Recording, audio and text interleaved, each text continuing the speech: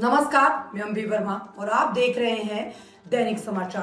तो चलिए आगे बढ़ते हैं कुछ खास खबरों की ओर। केंद्रीय गृह मंत्री अमित शाह ने रविवार को कोलकाता में कहा कि ममता बनर्जी मुस्लिम वोट बैंक को खुश करने के लिए ऑपरेशन सिंदूर और वक्फ संशोधन एक्ट का विरोध कर रही है। ममता ऐसा करके देश की माताओं और बहनों का अपमान कर रही है। पश्चिम बंगाल में 2026 के विधानसभा चुनाव में राज्य की माताएं बहनें ऑपरेशन सिंदूर की आलोचना करने के लिए सीएम ममता और टीएमसी को सबक सिखाएगी। 2 दिन के पश्चिम बंगाल दौरे से पहले दिन शाह ने विजय संकल्प कार्यक्रम में पार्टी कार्यकर्ताओं से कहा, जब पहलगाम आतंकी हमले में बंगाल के पर्यटक मारे गए तब ममता बनर्जी चुप रही। मुर्शिदाबाद दंगा राज्य प्रायोजित था।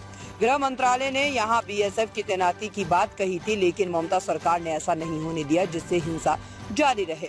शाह ने कहा कि वक्फ संशोधन एक्ट को लेकर मुर्शिदाबाद में हुए दंगों में टीएमसी के कई सीनियर लीडर शामिल थे। दंगों में 3 लोगों की मौत हो गई और कई अन्य घायल हो गए। ममता बनर्जी तुष्टीकरण की राजनीति के लिए कानून के खिलाफ है और शाह ने कहा कि टीएमसी बांग्लादेश में अवैध घुसपैठ को बढ़ावा दे रही है। उन्होंने कहा कि ममता बनर्जी ने बांग्लादेशियों के लिए बंगाल की सीमाएं खोल दी है। पश्चिम बंगाल की सरकार ने बीएसएफ को आवश्यक जमीन नहीं दी। टीएमसी बीएसएफ को जमीन दे देती तो हम घुसपैठ रोक देते, लेकिन टीएमसी ऐसा नहीं करेगी। का चुनाव सिर्फ बंगाल का भविष्य नहीं तय करता है।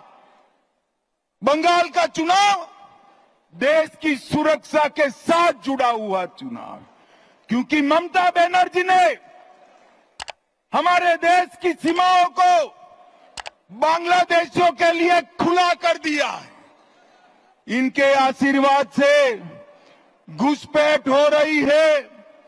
मुझे बताओ मित्रों, घुसपैठ रोकनी चाहिए या नहीं रोकनी चाहिए? जोर से बोलो, रोकनी चाहिए या नहीं रोकनी चाहिए? क्या दीदी रोक सकती है? जोर से बोलो, रोक सकती है? ये भाईपो रोक सकते हैं क्या? घुसपैठ केवल और केवल कमल फूल की सरकार रोक सकती है। तृणमूल के सांसद मुझे संसद में पूछ रहे थे कि बीएसएफ क्या कर रही है। अरे ममता दीदी, हमने आपसे भूमि मांगी है, पूरी भूमि दे दो, बाढ़ को समाप्त हो जाने दो, एक परिंदा भी पैर नहीं मार पाएगा। परिंदा